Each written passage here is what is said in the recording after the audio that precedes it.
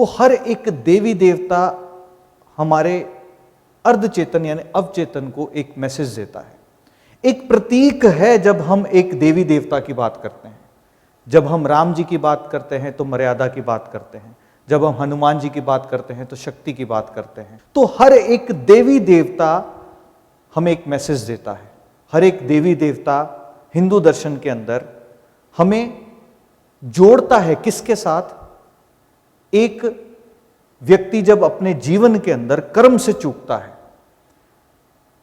तो न्यूमरोलॉजी के अंदर अगर हम सही एनर्जी फोर्सेस यानी कि अगर हम बात करते हैं सही देवी देवताओं को अगर हम पूजना शुरू कर दें या आपकी वाइब्रेशन के साथ जो सिंक में आते हैं उन देवी देवताओं की अगर हम पूजा आराधना शुरू कर दें, तो आपके जीवन के अंदर जिस क्षेत्र से आप जुड़े हो उस क्षेत्र के अंदर आप प्रगति जो है वो हासिल कर सकते हो। तो जिनका भी जन्म किसी भी महीने की 1 तारीख, 10 तारीख, 19 तारीख या 28 तारीख को होता है, उनका मूलांक क्या हो जाएगा? 1। और 1 नंबर वाले व्यक्ति किस तरह के होते हैं? वो सूर्य की तरह के होते हैं। सूर्य क्या है? सौर मंडल का राजा। और सूर्य क्या है? प्रकाश का ग्रह, जो कि लोगों को प्रकाश दे सकता है। जिस तरह से वो बाकी ग्रहों को प्रकाश देता है और सभी के लिए वो ऊर्जा का कारण है, ठीक उसी तरीके से एक अंक जिनका भी मूलांक 1 है, उनका व्यक्तित्व भी ऐसा होता है। पर यदि वो अपने व्यक्तित्व से चूकते हैं, अगर वो अपने व्यक्तित्व से पीछे हटते हैं, परे हटते हैं, तो वो हिंदू दर्शन के अनुसार भगवान श्री सूर्य नारायण की अगर पूजा आराधना करते हैं तो उनके जीवन के अंदर यदि कोई भी विघ्न या कठिनाई आ रही है तो वो दूर होती चली जाती है। क्योंकि भगवान श्री सूर्य नारायण साक्षात जिनके दर्शन एक अंक वाले जो है वो रोज सुबह कर सकते हैं, और उन्हें ऐसा करना भी चाहिए। सुबह उठ करके सबसे पहला काम वो भगवान श्री सूर्य नारायण के दर्शन करें। और ठीक वही उनके घर के अंदर उनके जो पिता हैं वो क्या हैं? उनके लिए सूर्य है। तो वो सूर्य देवता को प्रणाम करें, साथ साथ में अपने पिता का आशीर्वाद ग्रहण करें। इससे बढ़िया उपचार उनके लिए कुछ भी नहीं हो सकता। अंक 2 की अगर बात करते हैं तो किसी भी महीने की 2 तारीख, 11 तारीख, 20 तारीख या 29 तारीख जिस भी व्यक्ति ने जन्म लिया है, इनका स्वभाव कैसा होता है? जिस तरह से चंद्रमा अपनी परिस्थितियां बदलता है शुक्ल पक्ष और कृष्ण पक्ष में, इनके मूड स्विंग्स भी वैसे हो जाते हैं। क्यों? क्योंकि चंद्रमा की गति जब बदलती है, चंद्रमा की जब अवस्थाएं बदलती हैं, ठीक उन अवस्थाओं को बदलते हुए जिस वक्त वो अवस्थाएं बदलती हैं तो समुद्र के अंदर भी परिवर्तन आता है। और वही समुद्र हर एक शरीर के अंदर भी घटित होता है। कैसे होता है? क्योंकि हर एक शरीर के अंदर पानी है और वो पानी हमारी बॉडी को ऑपरेट करता है। यानी कि पानी किसका कारक है? हमारे मन का कारक है। जैसे जैसे चंद्रमा की अवस्थाएं बदलती हैं, अमावस्या जैसे जैसे आती है, उस वक्त क्या होता है? आपका मूड जो है वो लो होना शुरू होता है। जैसे पूर्णिमा की तरफ, यानी कि चांद जब पूरा होना शुरू होता है, उस वक्त क्या होता है? आपका मूड जो है वो अपलिफ्ट होता है। तो ठीक इसी तरह से इन व्यक्ति जिनका मूलांक 2 है, इनके मूड स्विंग्स भी ऐसे होते चले जाते हैं। अब इनके व्यक्तित्व में और क्या दिखता है? ये जिस तरह से सूर्य से रोशनी लेता है, ठीक उसी तरीके से ये लोग भी लोगों की एडवाइस जो है वो लेना पसंद करते हैं। और हिंदू दर्शन के मुताबिक अगर हम देखें, भगवान श्री शिव, उनकी पूजा आराधना उपासना अगर कोई करता है और चंद्रमा की रोशनी के अंदर कुछ समय व्यतीत करता है, तो उनके जीवन के अंदर अगर किसी भी कारण से कोई विघ्न या कठिनाइयां आ रही हैं तो वो दूर होती है। अंक 3 की अगर हम बात करते हैं तो यानी कि हम बात कर रहे हैं किसकी? बृहस्पति की। बृहस्पति क्या है? बृहस्पति जो है वो गुरु है। और गुरु का काम क्या होता है? मार्गदर्शन करना। विषय ये नहीं है कि तुम जिंदगी के अंदर समझदार कितने हो, विषय ये है कि तुम्हें जिंदगी देखनी किस तरह से आती है, किस तरह से तुम अपनी जिंदगी को देखते हो। और जब तुम्हें नहीं दिखता तो तुम्हारा गुरु तुम्हारा हाथ पकड़कर तुम्हें वो रास्ता दिखाता है। तो 3 नंबर वाले व्यक्तियों का व्यक्तित्व भी ऐसा ही होता है, जिनका भी जन्म किसी भी महीने की 3 तारीख, 12 तारीख, 21 तारीख या 30 तारीख को जन्म होता है। तो इनके व्यक्तित्व के अंदर क्या है? लोगों का मार्गदर्शन करना। इनके व्यक्तित्व के अंदर क्या है? हर एक व्यक्ति जो भी इनके साथ जुड़े उस व्यक्ति का भला हो, उस व्यक्ति को हम सही कैसे करें। चाहे उस बीच में इनको कोई कठिनाई आ जाए, ये अपने ऊपर ले लेते हैं, पर क्या होगा? ये सामने वाले को फलता फूलता बड़ा होता हुआ देखते हैं तो इनको प्रसन्नता होती है। तो 3 नंबर का व्यक्तित्व कैसा है? देवीय भाव जैसा। और इनके जीवन के अंदर अगर कठिनाइयां आती हैं, यानी कि ये उसी विजन से जो ये लोगों को देते हैं उसी से अगर डिस्टॉर्ट है, तो इस कंडीशन में इन्हें भगवान श्री विष्णु की पूजा आराधना, क्योंकि भगवान श्री विष्णु क्या है? वो क्या है? वो जीवन को घटित कैसे करवाना है, यानी कि जीवन को देखने का नजरिया क्या है, वो भगवान श्री विष्णु देते हैं। और साथ ही साथ में ये व्यक्ति अपने रिलेशनशिप में अपने जो गुरु होते हैं उनका आदर सम्मान करें, या इन्होंने अगर किसी की गुरु धारणा नहीं ली हुई तो उनकी गुरु धारणा लें, तो इन व्यक्तियों के लिए बहुत ही अच्छा रहता है और इनकी लाइफ के अंदर प्रगति उसी वक्त से जो है वो शुरू हो जाती है। जिन भी व्यक्तियों का जन्म किसी भी महीने की 4 तारीख, 13 तारीख, 22 तारीख या 31 तारीख को होता है, तो यानी कि उनका मूलांक क्या हो गया? 4 हो गया। अब 4 मूलांक क्या है? वो है राहु। और राहु क्या है? हर व्यक्ति के सर का हिस्सा। सर के हिस्से में क्या होता है? सिर्फ और सिर्फ जुगाड़बाजी। यानी कि हमारा दिमाग 1 सेकंड भी फ्री नहीं रहता, कुछ ना कुछ विचार जो है वो चलते चले जाते हैं। ये विचार कहां घटित हो रहे हैं? ये दिमाग के अंदर घटित हो रहे हैं। अब जो विचार दिमाग के अंदर घटित हो रहे हैं, अगर ये सही दिशा की ओर नहीं घटित हुए तो उस वक्त क्या होगा? जीवन के अंदर भटकाव होगा। और जो विचार तुम्हारे मनस के अंदर चलता है उसको दिशा अगर देनी है तो उस वक्त किस देवी देवता की पूजा आराधना की जाए? मां सरस्वती की अगर पूजा आराधना उपासना की जाए तो तुम्हारे दिमाग को एक सही दिशा मिल जाती है। तुम्हारे दिमाग को जब एक सही दिशा मिल जाएगी तो उस वक्त क्या होगा? तुम अब जो भी विचार अपने मनस के अंदर लेकर के आओगे वो सही दिशा की ओर जो है वो चल पड़ेंगे। या भैरव देव की पूजा आराधना उपासना भी की जा सकती है। मां सरस्वती की उपासना क्या करेगी? तुम्हें जो भी विचार तुम्हारे जहन के अंदर आएंगे, तुम्हारे मनस के अंदर आएंगे, वो विचार कैसे होंगे? कंस्ट्रक्टिव विचार होंगे। क्यों होंगे? सरस्वती किसका कारक है? बुद्धि देने का कारक। यानी कि राहु जो सोच रहा है उस सोच को एक डायरेक्शन देने का काम कौन करेगा? मां सरस्वती। जिनका भी जन्म किसी भी महीने की 5 तारीख, 14 तारीख या 23 तारीख को हुआ, तो ये किस मूलांक के हो गए? 5 अंक। 5 अंक क्या है? बुध का। और बुध के नाम में ही बुद्धि छुपी है। जब कोई बुद्धू होता है तो आप उसको क्या कहते हो? तो बुद्धू हो गया। जब कोई बुद्धिमान होता है तो आप उसको क्या कहते हो? कि बुद्धिमान हो गया। यानी कि जिसको चीजों की समझ नहीं आ रही आप उसको बुद्धू कह रहे हो, और जिसको चीजों की समझ आ रही है उसको क्या कह रहे हो? बुद्धिमान। तो कनेक्ट किसके साथ बना रहे हो? इसका आधार क्या है? बेस क्या है? वो है बुध। जब बुध उसका आधार, उसका बेस है, तो यानी कि ये व्यक्ति जिनका जन्म किसी भी महीने की 5 तारीख, 14 तारीख या 23 तारीख को हुआ, ये इंटेलिजेंट होते हैं। ये चीजों को बहुत जल्दी पकड़ना जानते हैं।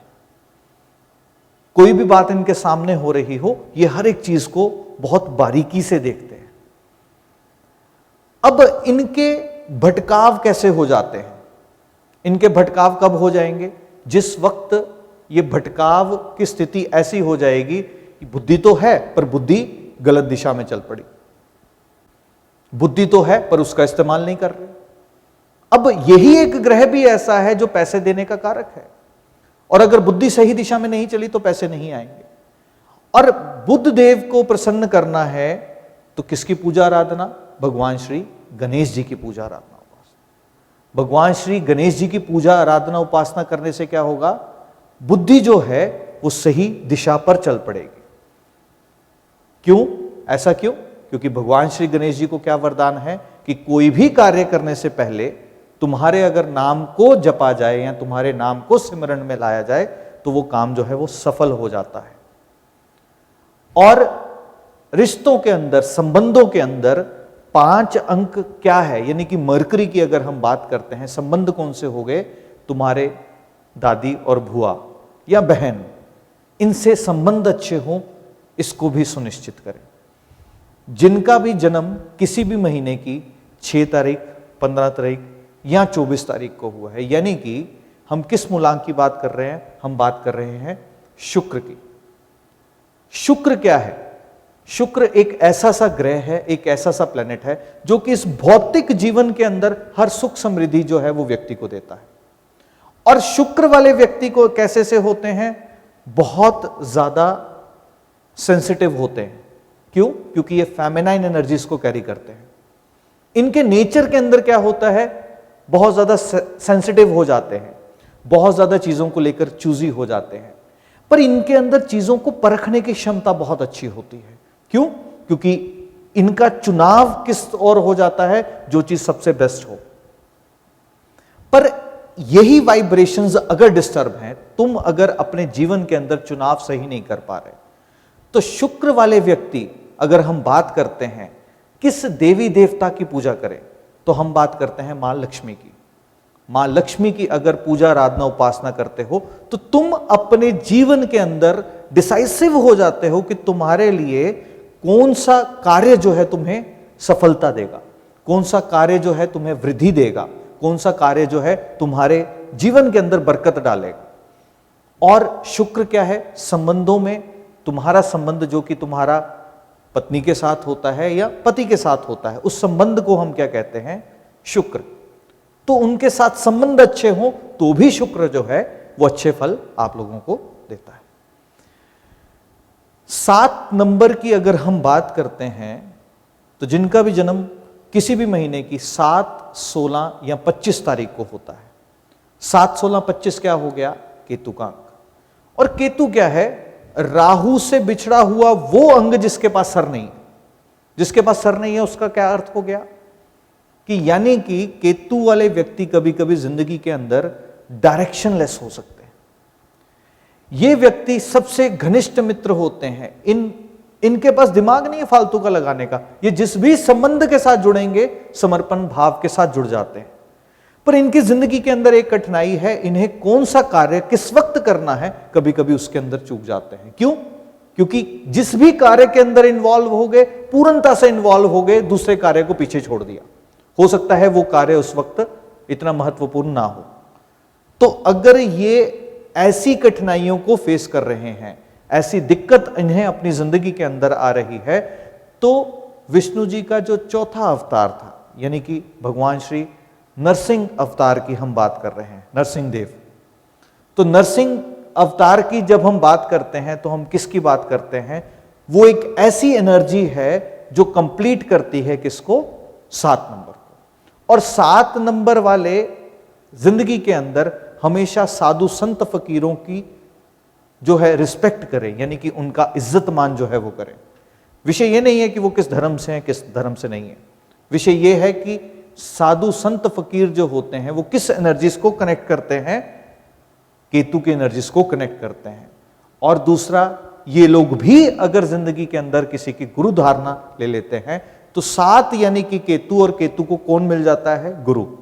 तो जब केतु जिसके पास सर नहीं है, यानी कि अपना सही गलत कई बार नहीं सोच पाते, जब उसके पास गुरु की एनर्जीज आ जाती हैं, यानी कि देखने का दृष्टिकोण बढ़ जाता है, तो उस वक्त क्या होगा? ये अपनी डायरेक्शन के अंदर आ जाएंगे और जिस भी कार्य को करेंगे उस कार्य को सफल कर देंगे।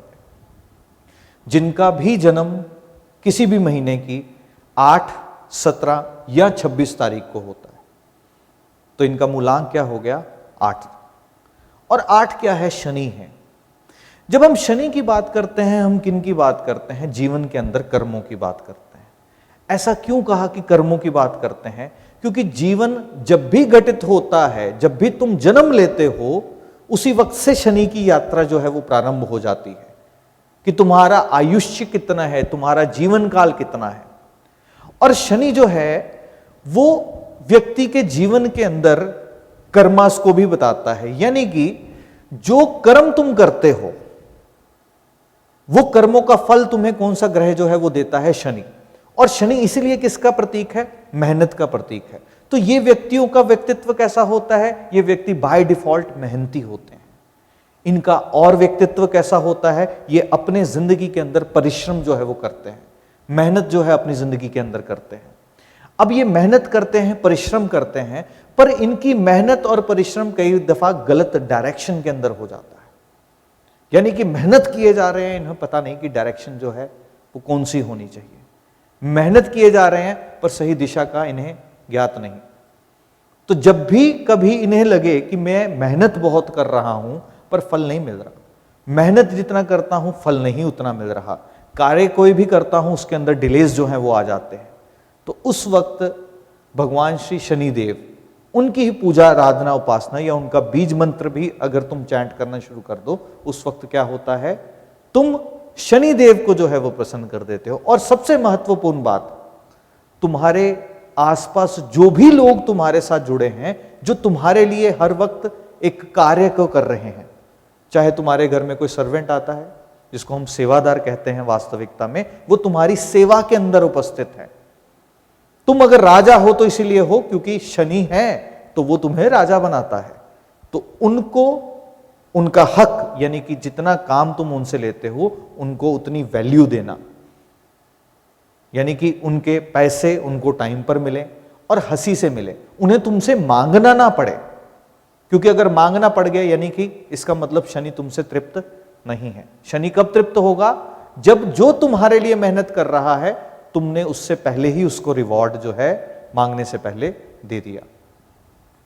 जिन भी व्यक्तियों का जन्म किसी भी महीने की 9 तारीख, 18 तारीख या 27 तारीख को होता है, तो ये किस प्लैनेट की एनर्जीज को गवर्न करते हैं? मंगल की एनर्जीज को। अब मंगल क्या है?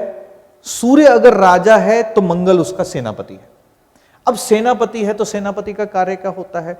वो हर वक्त भिड़ने के लिए तैयार, यानी कि इनके अंदर एनर्जी फोर्स कौन सी होती है? एक्शन ओरिएंटेड, यानी कि हर वक्त जीवन के किसी भी सिचुएशन के अंदर ये खड़े हुए हैं और इन्हें कोई ना कोई कार्य करने के लिए चाहिए। अगर ये कार्य नहीं करते तो उस वक्त क्या होता है?